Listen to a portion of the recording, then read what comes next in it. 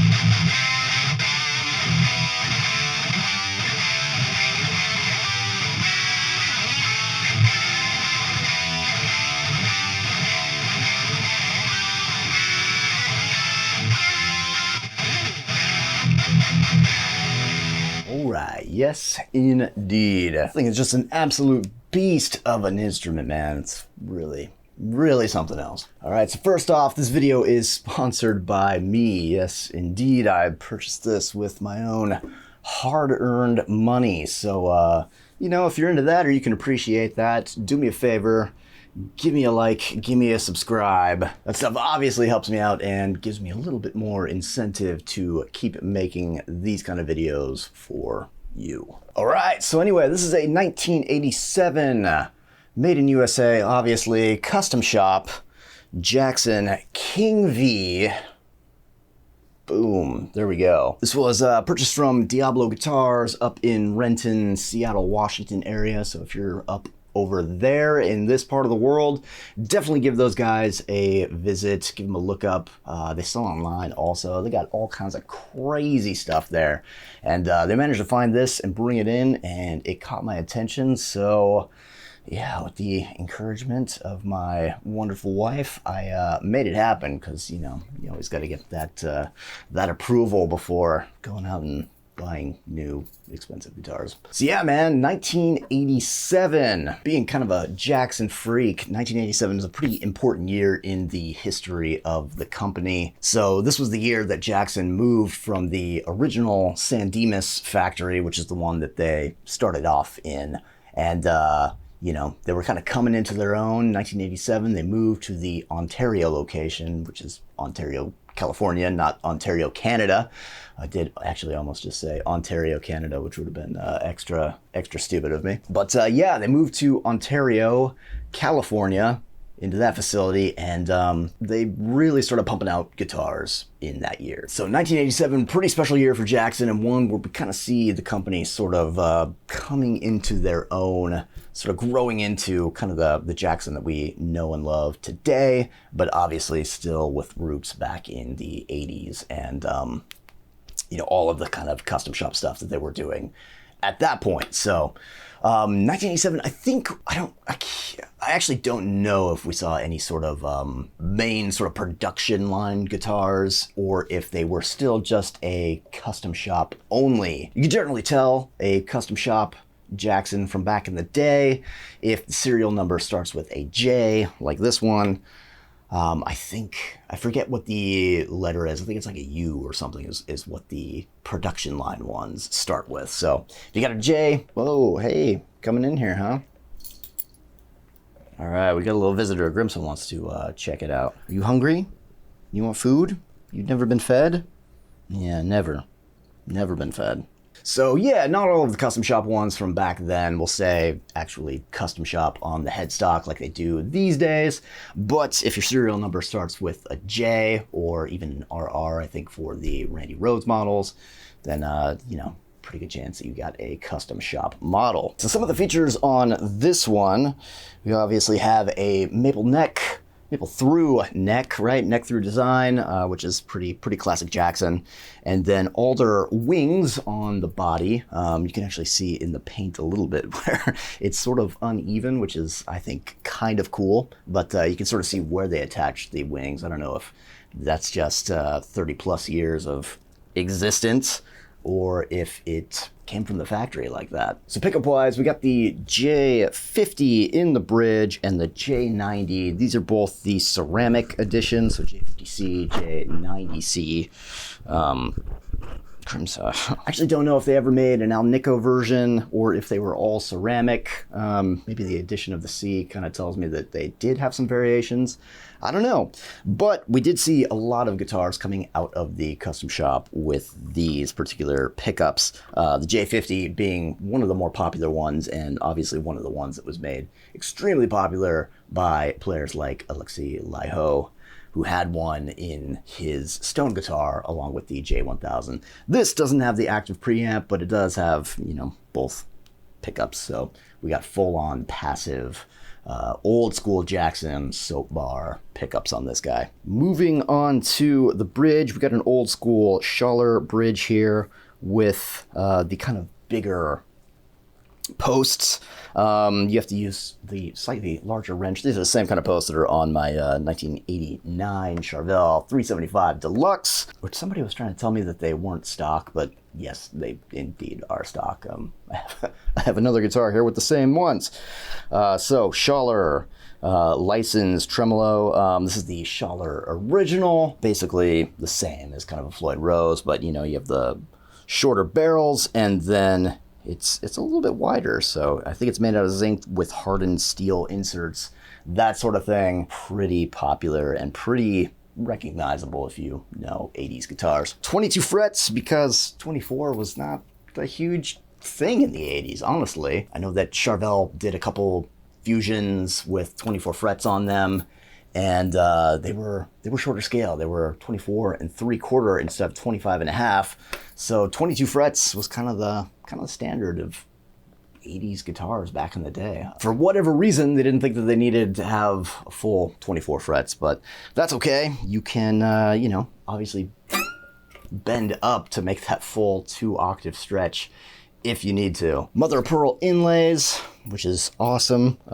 This is actually my first guitar with real mother of pearl inlays. So yeah, classic shark fins, ebony fretboard, and it's old wood, so it looks really good. Over here, this is a really kind of strange thing that people did back in the 80s when building guitars. And I just recently learned from the, was it Phil, man, I'm blanking on his last name, the Know Your Gear podcast guy. Apparently, Floyd Rose back in the day had a patent on the locking nut. So yeah, I don't know. I guess people kind of came up with this, which is the behind the nut lock. Yeah, I'm gonna be honest, it's not awesome.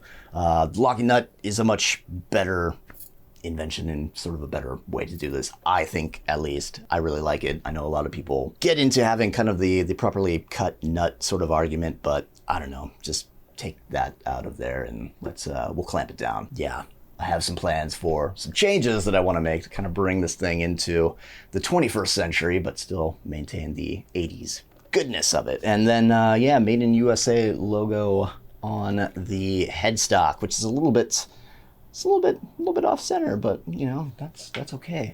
They were doing everything by hand back in the day. There weren't, you know, the automated processes that we have these days, including like CNC machines and that sort of thing, didn't really exist. So, all right. So some of the things that I've noticed with this guitar, it definitely feels a little bit different than some of the more modern guitars that I have. I don't have a V shape from the 80s. My oldest V is from the early 2010s, and this body shape definitely feels a little bit different from the rest of all of my Vs. The bevels are a little bit sharper. And again, they were doing everything by hand. There wasn't a CNC file or whatever that was being shared where, you know, you had the same guitar being made. Every time off the factory line, everything was done, cut by hand, finished by hand, put together by hand. So that's kind of why I wonder if maybe when this guitar was born, if the wings and the neck were slightly different levels. Because again, you know, they would have been doing all of that stuff by hand back then. So there we go. But other than that, man, the quality and the way that this feels is, honestly, it's insane. It plays so good. I think Diablo Guitars probably did a bit of a fret dress and some setup because this thing just plays immaculately. And, you know, there's not a whole lot of evidence of fret wear for a guitar this old. 1987. Yeah, it was a while ago. And so, you know, you would expect there to be a little bit more wear on the frets, given, you know, it's like 35 years old at this point, or over 35 years old. And then the finish, man, how could I forget? This is technically what is called charcoal, so it is a black finish with a little bit of sparklies kind of in there. So hopefully you can see that on the camera. I feel like that is one thing that's going to be maybe a little bit hard to see. All right, so signal chain. I am playing, obviously, this 87 King V Custom into my pedal board. I got a couple pedals running, my modified Boss compression sustainer into a Keeley Super Rodent, which is an awesome SD1 meets Rat kind of hybrid pedal. I got a little bit of EQ going after that. We're going into this PV 5150, and then from there into the Fryette Power Station with an EQ from hell from Master Effects in the loop of the Fryette Power Station, and that sounds like. And then for speaker, I have my also 1987 JCM 800 cabinet with black frame vintage 30s and a kind of the Marshall greenback things that came with the vintage modern. Yeah, I got an SM57 on each one of those, and that sounds like.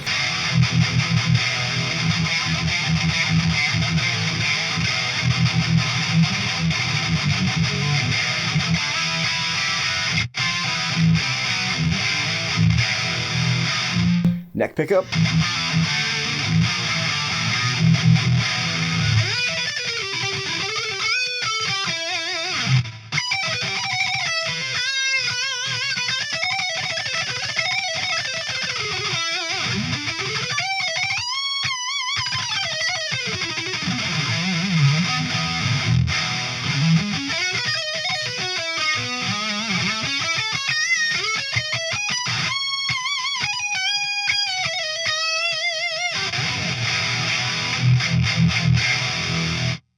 All right, man, like I said, this thing freaking rules. I love it.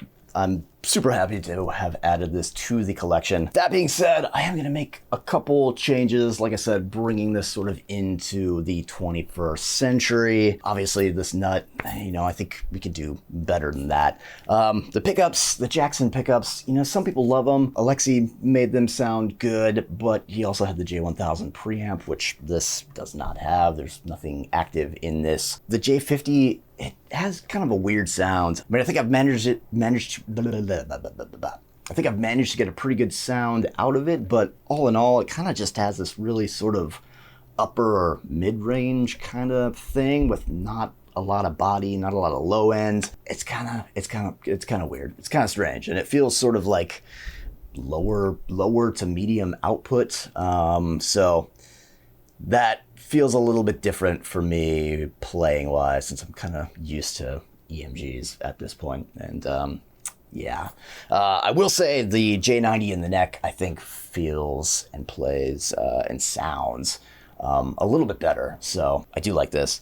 I will probably put these in another guitar, and I'll see if I can find another a J1000 so I can sort of create a bit of the old school Alexi vibe. But for this guitar, I think I want to do something a little bit different than what it came with, but kind of keep the same look, if you know what I mean. All right, so tune in for part 2 when I make some changes to this thing, and I'll let you know what I did, and we'll kind of do a side-by-side, compare and contrast, and, you know, see how it sounds. And maybe I made it worse, but either way, I'm going to do what I want and make it the instrument that I want. So, all right, thanks again, guys. I am Bryce Van Hoosen, and I will see you next time.